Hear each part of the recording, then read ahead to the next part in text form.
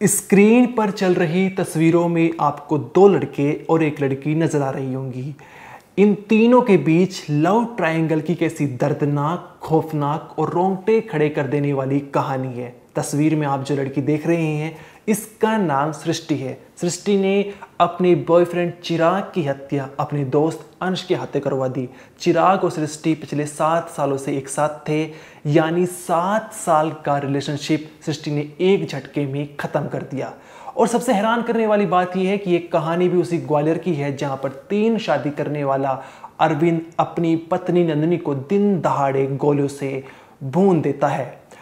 अब जो ये ग्वालियर की रहने वाली सृष्टि है, इसने बड़े ही शातिराना अंदाज से अपने बॉयफ्रेंड चिराग की हत्या करवाई। ये पूरा जो कांड है वो दोस्त अंश ने किया। पहले गला घोटकर चिराग की हत्या करी और फिर उसकी लाश को झाड़ियों में ले गया और वहां 500 उपले यानी कंडे बॉडी के पास रखे और पेट्रोल छिड़क कर आग लगा दी। और अगले दिन सुबह जाकर जो हड्डियां जो अस्थियां चिराग की बची थी उन्हें एक गंदे नाले में फेंक दिया। यानी कोई भी सबूत जो है वो अंश और सृष्टि ने नहीं छोड़ा था।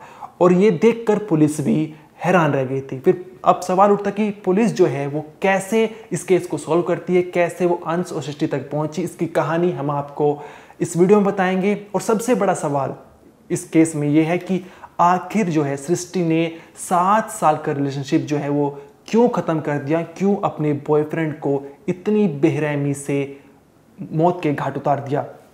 यहां तक कि चिराग के घर वालों को सृष्टि के बारे में पता था और शादी की बात जो है वो लगभग होने ही लगी थी।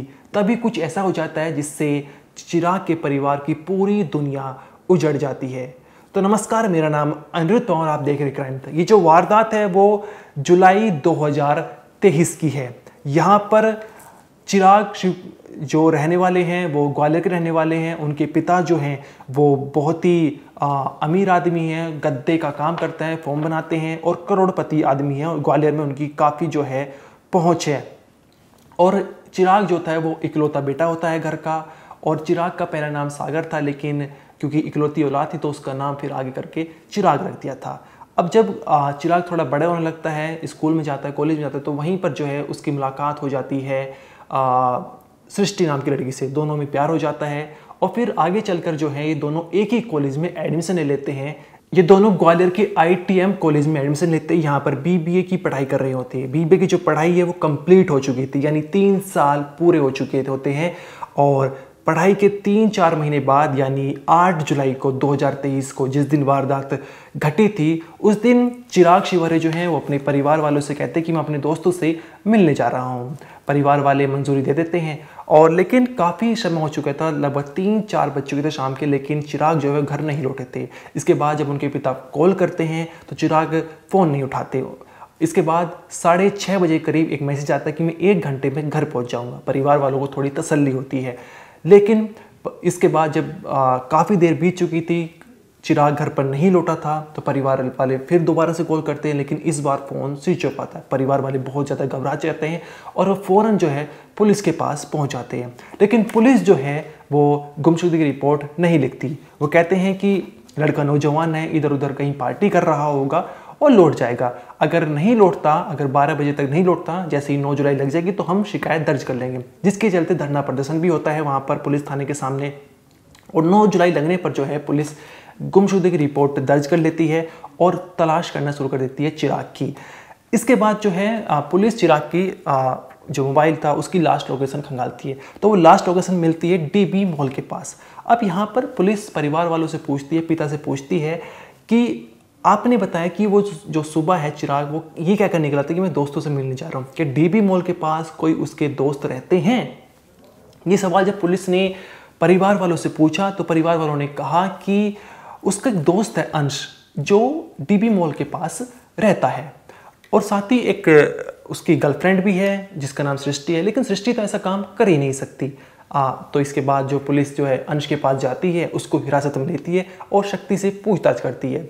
अंश जो है शुरुआत में इधर उधर की बातें करता है, पुलिस को गुमराह करने का प्रयास करता है, लेकिन पुलिस के आगे वो टूट जाता है और पूरी कहानी बताता है। वो कहता है कि हाँ, मैंने ही चिराग की हत्या करी है।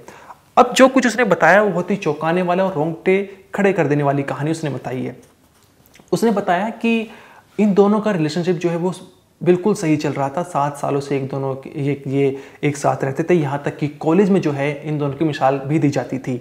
लेकिन जब इनकी फेयरवेल पार्टी थी तो उस फेयरवेल पार्टी में मैं इनका जूनियर हूँ और उसी फेयरवेल पार्टी में जो है मेरी मुलाकात सृष्टि से होती है। हम दोनों के बीच में ही नज़दीकियाँ बढ़ जाती है और इन दोनों के बीच में, सृष्टि और अंश के बीच पहली ही मुलाकात में दोनों एक दूसरे की तरफ अट्रैक्ट होते हैं और यहीं से जो है प्यार इन दोनों के बीच में उमड़ जाता है। अब जैसे ही कॉलेज ख़त्म हो जाता है तो चिराग के पीछे सृष्टि जो है वो अंश से मिलती है, झुलती है, बातें करती है, यहाँ तक कि चिराग को इस बारे में पता भी नहीं होता। दोनों डेट पर जाते हैं, घूमते हैं, फिरते हैं। लेकिन जब कुछ महीने बाद चिराग को ये बात पता चलती है तो चिराग काफ़ी नाराज़ होता है और यहाँ तक कि चिराग जो है वो सृष्टि से झगड़ा करता है। लड़ाई झगड़ाई दोनों के बीच होती है। अनब्लॉक ब्लॉक की कहानी जो गर्लफ्रेंड बॉयफ्रेंड में होती है, वो तमाम तरह के इन दोनों के झगड़े चल रहे थे। अब इधर जो है अंश वो करीब आता जा रहा था सृष्टि के, क्योंकि सृष्टि और चिराग के झगड़े हो रहे थे तो अंश सृष्टि के करीब आता जा रहा था, क्योंकि इसमें तीसरा बंदा जो है वो फ़ायदा उठा रहा था। अब ये जो अंश करीब आ रहा था तो जो सृष्टि थी वो चिराग से थोड़ी सी पीछे हटने लगी और अंश के करीब आने लगी और अंश से प्यार कर बैठी। दोनों में ज़्यादा प्यार हो गया। लेकिन चिराग को ये बात मंजूर नहीं थी। लड़ाई झगड़े जो हैं वो सृष्टि से चल रहे थे। वो कहता था कि तुमने 7 साल का रिलेशनशिप क्यों ख़राब कर दिया? मैं अपने परिवार वालों को क्या मुंह दिखाऊंगा? मेरे परिवार वालों को तुम्हारे बारे में सब कुछ पता है। मैं एक तरह से बर्बाद हो जाऊंगा। ये पूरी इस चिराग से पूरी तरह से परेशान आ चुकी थी सृष्टि और इस परेशानी से निपटने के लिए जो है सृष्टि ने अंश को ये पूरी कहानी बताई और अंश ने एक प्लान बनाया चिराग को मौत के घाट उतारने का। उसके लिए उसने चिराग को फ़ोन किया और अपने कमरे में बुलाया, जहाँ पर उसने बताया कि मैं तुम्हारी गर्लफ्रेंड की कुछ करतूत दिखाना चाहता हूँ। चिराग जो है वो 8 जुलाई को अपने परिवार से ये कहकर कि मैं दोस्तों से मिलने जा रहा हूँ, वो अंश के घर पहुँच जाता है। अंश के घर पहुँचने के बाद जो है वो अंश एक दोस्त के साथ मिलकर चिराग का गला घोट देता है और उसकी हत्या कर देता है। अब हत्या तो कर दी थी, लेकिन उसकी लाश को ठिकाने लगाना था। फिर उसकी लाश को एक कार में डालते हैं और फिर एक पेट्रोल पंप होता है, वहाँ उसके पीछे झाड़ियाँ होती है, वहाँ पर झाड़ियों के पीछे लाश को ले जाते हैं। 500 उपले यानी कंडे इकट्ठे करते हैं, बॉडी के पास रखते हैं और बॉडी को जलाकर जो है वो उसकी अस्थियाँ जो हड्डियाँ बची थी अगले दिन नाले में फेंक देते हैं, जिसकी तस्वीर जो है पुलिस उनको बरामद करती है अंश की निशानदेही पर। अब पुलिस जब हिरासत में लेती है अंश को तो उससे सख्ती से पूछताछ करती है और तभी एक कहानी सामने निकल कर आती है, जहाँ पर वो सृष्टि का नाम भी सामने आता है। सृष्टि को भी पुलिस ने गिरफ्तार कर लिया था। लेकिन इसके बाद क्या होता है, इसके बाद एक ही बहुत ही चौंकाने वाली कहानी होती है। 14 जुलाई को जब पुलिस हिरासत में था अंश, तो वो पुलिस से कहता है कि मुझे बहुत ज़्यादा ठंड लग रही है। 15 जुलाई की बात है, माफ़ करिएगा, ये 15 जुलाई सुबह 11:30 बजे की बात है। वो पुलिस से कहता है कि मुझे बहुत ज़्यादा ठंड लग रही है, चादर दे दीजिए। पुलिस चादर दे देती है और उसी चादर का जो है वो एक तरह से फंदा बनाता है और बाल्टी पे धरकर मौत को गले लगाने का प्रयास करता है। लेकिन तुरंत जो है शोर मच जाता है, पुलिस उसको पकड़ लेती है, अस्पताल में भर्ती करा देती है और उसकी जान बच जाती है। यानी एक तरह से कहें तो अंश भी अब जेल में जाने के बाद परेशान आ चुका था, टूट चुका था। ये कहानी 2023 की थी, एक लव ट्रायंगल की कहानी, एक दर्दनाक खौफनाक वाली कहानी, जिसने एक तरह से कहें तो 3 जिंदगी जो है वो बर्बाद कर दी थी। यहाँ पर सृष्टि जो पहले चिराग के साथ थी, 7 साल का रिलेशनशिप था, दोनों हंसी खुशी रह रहे थे। लेकिन फिर जो है वो कॉलेज जब ख़त्म होने वाला था, फेयरवेल पार्टी में उसकी मुलाकात अंश से होती है, जहाँ पर दोनों प्यार कर बैठते हैं और इसी के चलते चिराग की जान चली जाती है। चिराग जो है इकलौता बेटा था, इकलौती औलाद थी अपने परिवार की। अब उनका कोई सहारा नहीं है, वे टूटे हुए हैं। काफ़ी अमीर आदमी है, लेकिन उस पैसे का रुतबे का अब क्या करेंगे जब उनका बेटा ही चला गया है। तो ये कहानी थी। आपका जो भी कहना है इस वीडियो में कमेंट सेक्शन में ज़रूर बताइए। इस वीडियो में तो नहीं, आप देखते रहिए क्राइम तक।